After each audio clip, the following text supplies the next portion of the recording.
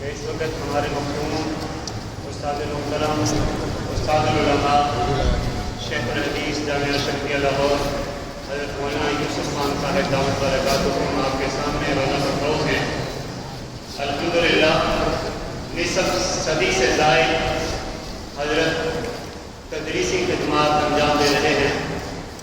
میں 1993 میں جامعہ اشرفیہ نیلا گنبد لاہور میں حضرت سے شرف تلمس کا موقع ملا۔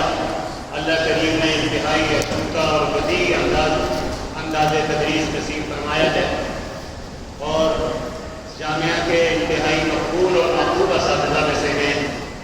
بڑی ہی شفقت فرمائی حضرت کی گوناگون مصروفیات اور آج بھی صدر جامعہ حضرت مولانا بدر الرحیم صاحب دامت برکاتہم کے ساتھ کسی پروگرام میں تشریف لے جانا تھا، لیکن حضرت نے انتہائی شفقت فرمائی۔ اللہ کریم انتہائی جزائے جزیل نصیب فرمائے۔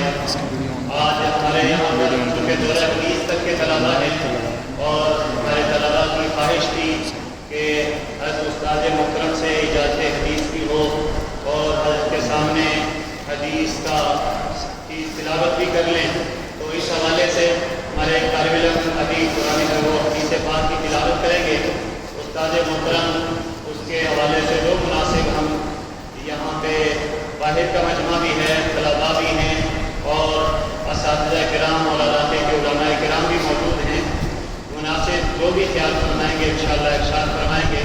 اللہ کریم حضرت کی سعادت کو انتہائی درجہ قبولیت سے سرفراز فرمائے اور حضرت نے جو شفقت فرمائی اس وقت تہ دل سے شکر گزار ہیں۔